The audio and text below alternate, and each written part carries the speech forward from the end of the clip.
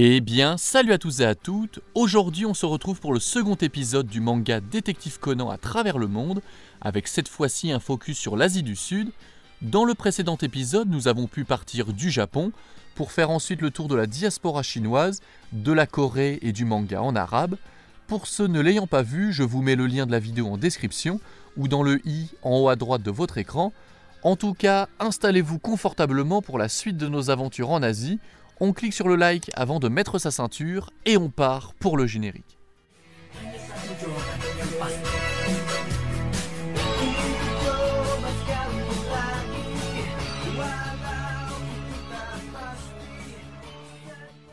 On commence notre épopée tout en douceur avec la Malaisie et vous allez voir que plus nous allons avancer, plus ça va devenir intéressant tellement nous en France c'est ultra calme à côté de certains. En tout cas pour ce qui est de la Malaisie, deux versions éditées par Torahamon existent, une en malais et une en chinois. Comme il s'agit du même éditeur pour les deux langues, les couvertures sont similaires tant au niveau de la couleur que des briques, et en regardant bien, les images d'illustration sont aussi identiques, sauf pour celles illustrant un paysage urbain, où là chaque langue a sa version bien à elle. Officiellement, la publication s'est arrêtée fin 2013 avec le tome 77 pour la version chinoise et le tome 78 pour la version en malais, avant que la boîte ne ferme en 2017. Sauf que durant le montage, en recherchant des images d'illustration, de nouvelles informations me sont apparues. Torahamon a bien fermé ses portes le 31 mai 2017, car ses ventes étaient en baisse depuis des années à cause de l'émergence des mangas en ligne. Mais pour ce qui est du dernier tome Détective Conan sorti, il ne s'agit pas du tome 78 mais du 83. Je suis tombé dessus vraiment par hasard et c'est vrai qu'à partir du 78, les tomes sont assez rares.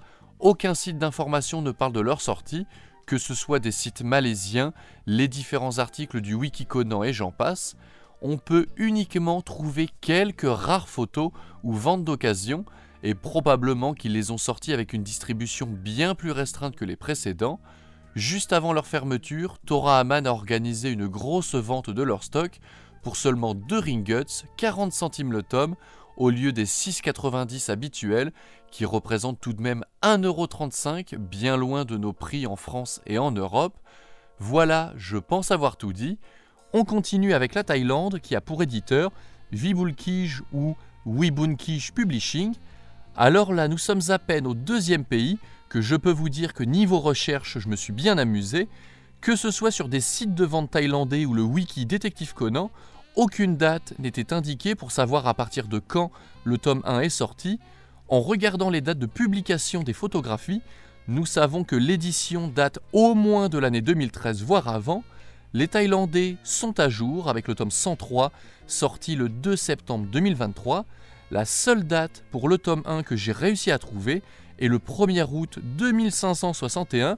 Ne vous inquiétez pas, il ne s'agit pas là d'une autre dimension, mais cela correspond à l'année 2018 pour notre calendrier grégorien.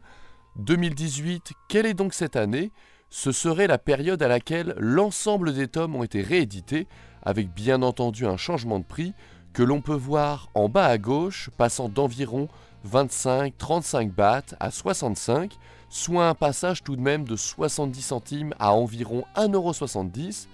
Pour finir, dans cette même période, à partir du tome 73, tous les tomes qui ont suivi ont eu un changement de couverture, avec un arrière-plan regroupant les premières pages de chaque chapitre inclus dans le tome. Ce changement a donc mené à une nouvelle réédition de tous les tomes, entre, je dirais, fin 2018 et 2020, avec encore une fois une augmentation de prix pour atteindre 90 bahts. Maintenant, on poursuit notre chemin vers les Philippines, qui ont pour éditeur G-Line Comics, qui a débuté la publication de Détective Conan en janvier 2013.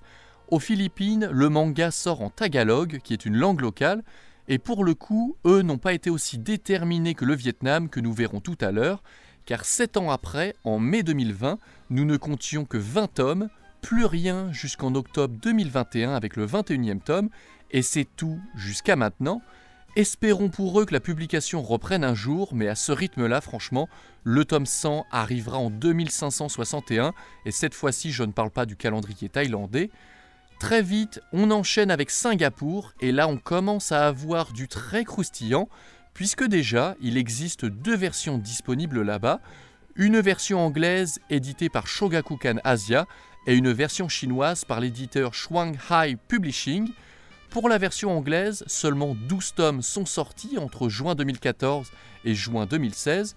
Les 4 premiers tomes sont totalement normaux, ils suivent la version japonaise, jusque-là ok.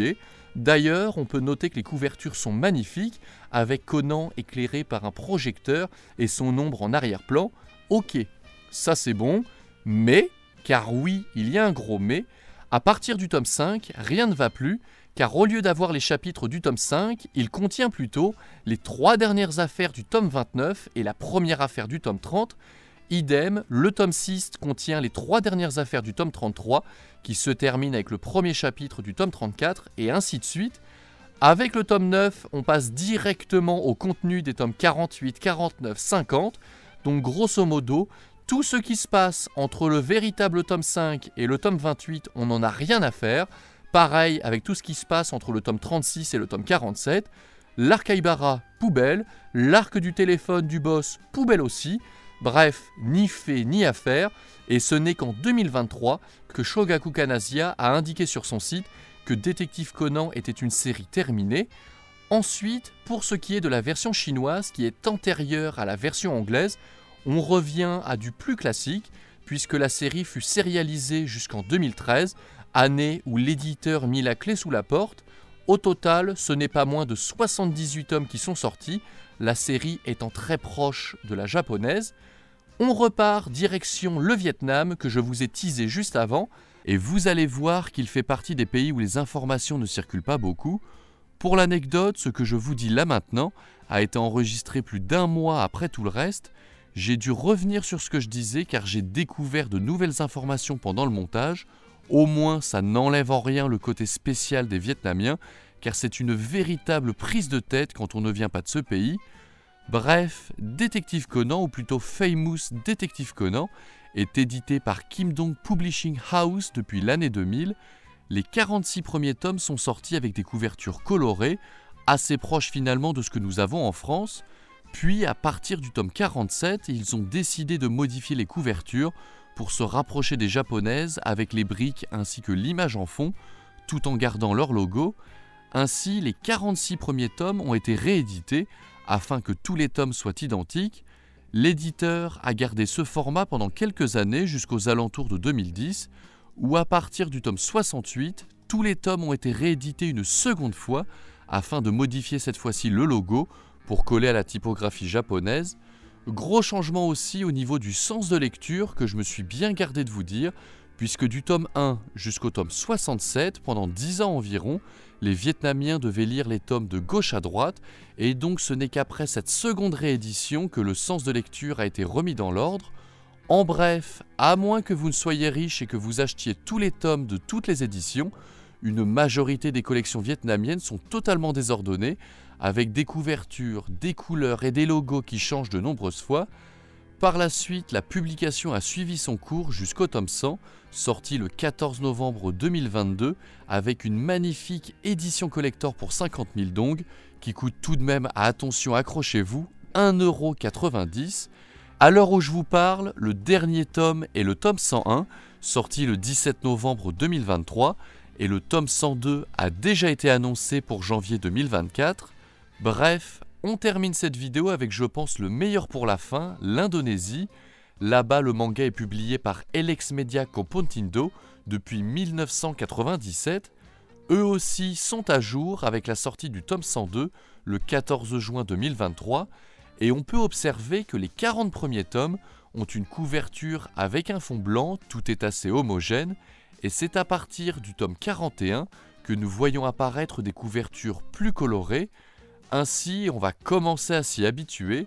Les 40 premiers tomes, pour éviter de faire pâle figure, vont aussi être réédités en prenant ces modifications en compte. Certaines images en arrière-plan vont même être modifiées. Ensuite, pendant une quinzaine d'années, les sorties vont continuer et c'est à partir du tome 97 que le motif brique va faire son apparition. Mais cette fois-ci, il ne faut pas déconner, ils ne vont pas s'amuser à rééditer 96 tomes pour des briques. Là, je pense que vous avez compris que je fais monter le suspense. Les changements de couverture dans tous les sens, c'est bien beau, mais pourquoi est-ce que j'ai décidé de parler de l'Indonésie en dernier? Eh bien tout simplement car comme son voisin vietnamien, ainsi qu'un pays d'Europe honteux que nous verrons dans le prochain épisode, le sens de lecture du manga est inversé. En conséquence, les images sont inversées et les gauchers deviennent des droitiers, élément extrêmement important dans certaines affaires, le pire dans tout cela étant que la traduction suit bêtement la version japonaise sans faire aucune adaptation. Donc cela signifie tout de même que dans certaines affaires, on peut observer que le meurtrier par exemple est droitier tout du long, alors que lors de la résolution, Conan va expliquer qu'il est gaucher. Et bizarrement, pour fêter le tome 100, on ne sait absolument pas pourquoi, mais le sens de lecture n'est plus inversé. Imaginez tout de même, mettez-vous à la place d'un fan indonésien qui fait une review du tome 100. La révélation qu'il y a à l'intérieur, il n'en a absolument rien à faire. Le plus gros choc dans tout cela, c'est de tenir son manga à l'endroit pour la première fois en plusieurs années. Et heureusement, en 2020, l'éditeur a décidé de rééditer une énième fois les tomes, mais cette fois-ci en tome double, dans une version premium, en suivant le sens de lecture japonais et en gardant bien entendu les anciennes traductions, qui de toute manière étaient déjà bonnes. Depuis le mois de mars 2023, 14 tomes doubles sont sortis, pour un total de, si vous êtes bon en maths, 28 volumes. Voilà, sur ce, ça va être la fin de cette vidéo. On en a enfin fini avec l'Asie. Maintenant, on retourne en Europe. N'hésitez pas à mettre un like, à partager les différents épisodes de cette série. On n'oublie pas, bien entendu, de s'abonner. Et sur ce, Perdamaian.